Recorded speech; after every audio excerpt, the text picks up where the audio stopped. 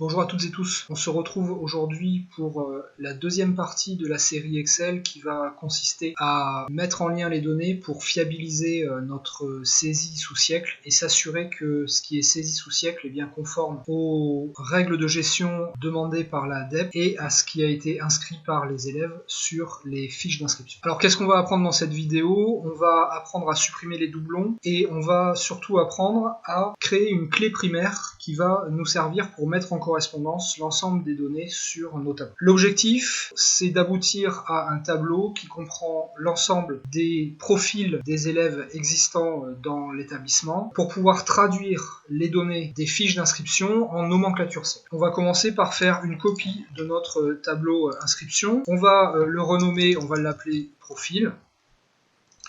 On peut éventuellement, vous savez que j'aime bien, changer la couleur d'onglet pour se repérer visuellement. Et donc dans notre tableau structuré ici, on va aussi changer la couleur. Ça permet d'avoir un repère visuel de l'onglet sur lequel on se trouve quand on travaille. Une fois qu'on a fait cette mise en forme, on va enlever l'ensemble des colonnes qui ne nous intéressent pas dans notre onglet profil. Évidemment, il y a des données qui ne nous intéressent pas, par exemple nom, prénom, INE, etc.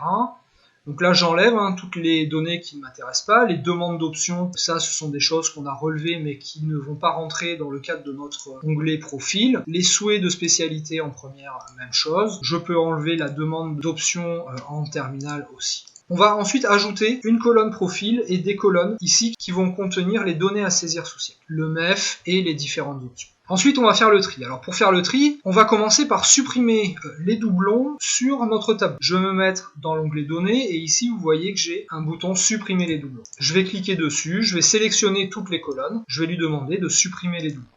J'appuie sur OK, 410 valeurs supprimées, il reste 427 valeurs uniques. Il va ensuite falloir que je complète les différentes colonnes. On va commencer par créer la colonne profil qui va constituer notre clé primaire. Pour créer profil unique, je vais utiliser le symbole esperluette. Donc le symbole esperluette, c'est le et, ici ça s'appelle esperluette. Je vais indiquer égal, je vais ensuite sélectionner l'ensemble des cellules de ma ligne, ce qui va me donner le nom d'un profil. Donc je commence par sélectionner mon niveau, je clique ensuite sur esperluette, ici, et puis je vais sélectionner l'ensemble de mes cellules pour obtenir mon profil. Donc j'appuie sur Entrée et comme je suis sur un tableau structuré, évidemment, il m'a complété l'ensemble des autres profils de mon établissement. Alors une fois que j'ai créé mon profil, je vais pouvoir ici indiquer quelles sont les saisies à faire sous siècle qui correspondent au profil de mon élève. Pour le faire en masse, je vais utiliser les filtres qui me sont proposés pour compléter ces lignes en masse. Je vais commencer par m'occuper, ici je vais vous faire l'exemple sur le niveau seconde. On a deux MEF, le MEF seconde générale et technologique européenne et le MEF seconde générale et technologique. Je vais évidemment aller chercher les élèves qui relèvent du MEF européen, donc ils sont ici sous espagnol 9 chez moi, donc je vais les isoler et je vais indiquer ici dans MEF à saisir seconde générale et technologique européenne orientale. Et évidemment pour tous les autres, ce sera le MEF seconde générale et technologique.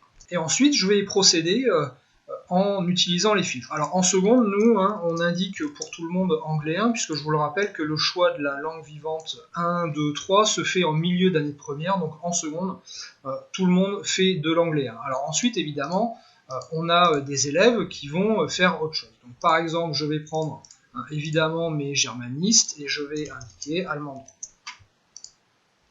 Et j'étire ma cellule pour que l'allemand 2 vienne ici à ce niveau-là. Alors, on a des élèves par exemple qui ont arabe, donc arabe, moi arabe 2 je ne l'ai pas, donc par contre je mets arabe 2 par correspondance, ici à ce niveau-là, puisque je n'ai pas arabe dans mon établissement, donc je mets arabe 2 par correspondance, ce qui me permettra d'avoir une saisie siècle qui est conforme à ce que je dois avoir. Alors prenons l'exemple des MEF européens. Pour les MEF européens, on a des consignes particulières de la DEP qui doivent être respectées pour que les saisies siècles soient conformes à ce qui est attendu. Donc, par exemple, pour les MEF européens, on sait qu'on doit saisir en seconde espagnol 2 et ensuite le MEF européen et éventuellement ensuite, depuis cette année, la matière de DNL. Mais par contre, l'ADEPE nous dit que espagnol 9 doit être saisi après les options. Donc là, par exemple, vous voyez que j'ai un élève qui fait espagnol 9 et langue et culture antique. Donc cet élève-là, ça va donner espagnol 2, LCA-LA et espagnol. Et je procède ainsi au fur et à mesure pour l'ensemble de mes profils de mon établissement. Alors une fois que j'ai fait ce travail dans mon onglet profil, il faut que je le fasse aussi dans mon onglet inscription.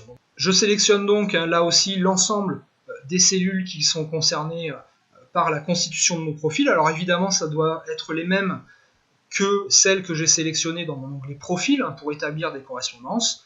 Et une fois que j'ai fait le premier, j'appuie sur Entrée pour obtenir l'ensemble des profils suivants. On verra dans la prochaine vidéo comment on va récupérer les données présentes dans l'onglet profil pour les insérer automatiquement dans cet onglet. À bientôt à toutes et tous.